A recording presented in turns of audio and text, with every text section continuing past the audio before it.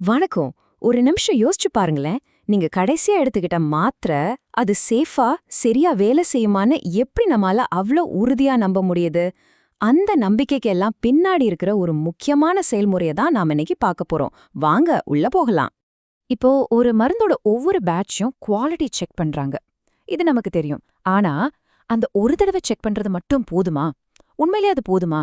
இதுதான் இன்னைக்கு நம்மளோட முக்கியமான கேள்வி. இதை எப்படி யோசிச்சு பாருங்களேன். ஒரு பேட்ச் குவாலிட்டி செக் பண்றதுங்கிறது ஒரு போட்டோ எடுக்கிற மாதிரி. அந்த ஒரு செகண்ட்ல எல்லாம் சூப்பரா இருக்கலாம். ஆனா ஒரு முழு வருஷத்தோட கதைய சொல்ல ஒரு போட்டோ போதுமா? கண்டிப்பா பத்தாது இல்லையா?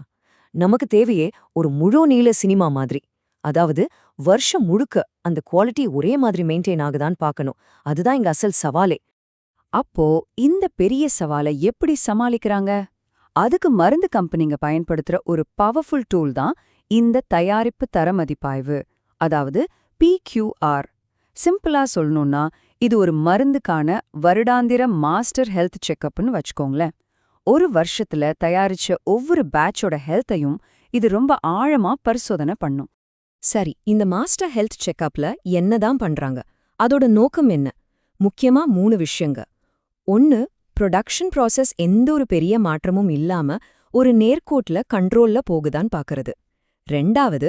ஜான்வரியில தயாரிச்ச மாத்திரையோட குவாலிட்டியும் டிசம்பர்ல தயாரிச்ச மாத்திரையோட குவாலிட்டியும் ஒன்னா இருக்கான்னு செக் பண்றது. கடைசியா, சரி இப்போதைக்கு எல்லாம் நல்லா போகுது, ஆனா இதை விட இன்னும் பெட்டரா பண்ண முடியுமா அப்படின்னு யோசிச்சு இம்ப்ரூவ் பண்றதுக்கான வழிகளை தேடுறது. சரி, இந்த மாஸ்டர் ஹெல்த் செக்கப்குள்ள அப்படி என்னதான் இருக்கு? வாங்க கொஞ்சம் உள்ள போய் பாப்போம். பாருங்க, இந்த ரிவ்யூ சாதாரணமானதில்ல. ஒரு மருந்து தயாரிக்க தேவையான மூலப்பொருட்கள் ஆரம்பிச்சு மிஷின்கள் எப்படி வேலை செஞ்சது, ப்ராசஸ்ல ஏதாவது சின்ன சின்ன தவறுகள் நடந்துச்சா, கஸ்டமர்ஸ் கிட்ட ஏதாவது புகார் வந்துச்சா, ஏதாவது பேட்ச் நிராகரிக்கப்பட்டுச்சான்னு நீங்க யோசிக்கக்கூடிய எல்லா டேட்டா பாயிண்ட்டையும் இதுக்குள்ள கொண்டு வந்துடுவாங்க.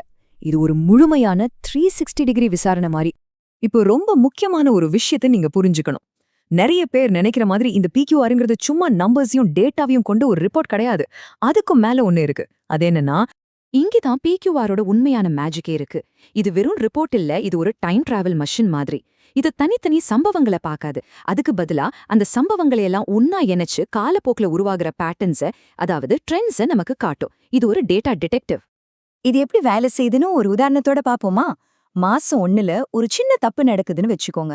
சரி, சின்னது தானேன்னு நம்ம கண்டுக்காம விட்டுருவோம். ஆனா அடுத்த மாசமும் அதே மாதிரி ஒரு தப்பு நடக்குது. இப்படி தொடர்ந்து நடக்கும்போது 6 மாசம் கழிச்சு PQR என்ன சொல்லும் தெரியுமா? ஹலோ, இங்க பாருங்க, இது தனித்தனி தப்பில்ல, இது ஒரு பேட்டர்ன், ஒரு ட்ரெண்ட் அப்படின்னு ஒரு சிவப்பு எச்சரிக்கை கொடுக்கும். அதாவது கண்ணுக்கு தெரியாத ஒரு பெரிய பிரச்சனை உள்ள இருக்குன்னு அர்த்தம். அந்த மூல காரணத்தை வேரோட புடுங்குறது தான் இதோட நோக்கம். சரி, இந்த ரிவ்யூவை கம்பெனிங்க அவங்களுக்குள்ள மட்டும் செஞ்சுக்கிறாங்களா? இல்லவே இல்ல. ரெகுலேட்டரி அதிகாரிகள், அதாவது ஆடிட்டர்ஸ், இத ரொம்ப கூர்மையா கவனிப்பாங்க. அவங்க என்ன எதிர்பார்ப்பாங்க? பாருங்க, ஆடிட்டர்ஸ்க்கு குழப்பமான பதில்கள் சுத்தமா பிடிக்காது. அவங்க ரொம்ப நேரடியா கேட்பாங்க. உங்க ப்ராசஸ் கண்ட்ரோல்ல இருக்கா இல்லையா? ஆமா இல்லேன்னு சொல்லுங்க. எங்க இம்ப்ரூவ் பண்ணணும்னு கண்டுபிடிச்சிங்களா? அதை சரி பண்ண என்ன பிளான் வச்சிருக்கீங்க?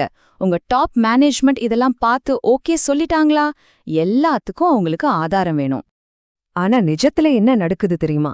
ஆடிட்டர்ஸ் ஆழமான ட்ரெண்ட் அனாலிசிஸ் எதிர்பார்த்தா பல ரிப்போர்ட்ஸ்ல அது பேருக்கு கூட இருக்காது.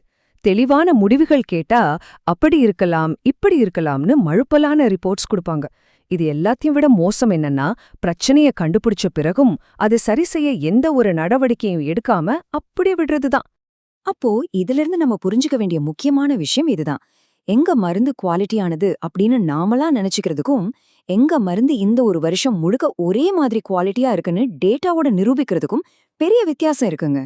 இந்த PQR நம்மள வெறும் நம்பிக்கையில இருந்து ஆதாரத்துக்கு கூட்டிட்டு போகுது. முடிவா இந்த ஒரு வரிய மட்டும் நல்லா மனசுல வச்சுக்கோங்க. குவாலிட்டிங்கிறது ஒரு தடவை ஜெயிச்சு முடிக்கிற கேம் கிடையாது. அது ஒரு முடிவே இல்லாத பயணம். அந்த பயணத்துல தரம் குறையாம இருக்கணும்னா இந்த மாதிரி தொடர்ச்சியான கண்காணிப்பு ரொம்ப ரொம்ப அவசியம். இந்த விளக்கத்துக்கு பிறகு அடுத்த முறை நீங்க ஒரு மருந்த கையில எடுக்கும்போது அதுக்கு பின்னாடி இருக்கிற இந்த ஆழமான தொடர்ச்சியான குவாலிட்டி செக்கப் பத்தி ஒரு நிமிஷம் யோசிப்பீங்கன்னு நம்புறேன். அது வெறும் மாத்திரை இல்ல, அது ஒரு தொடர்ச்சியான கண்காணிப்போட ரிசல்ட்.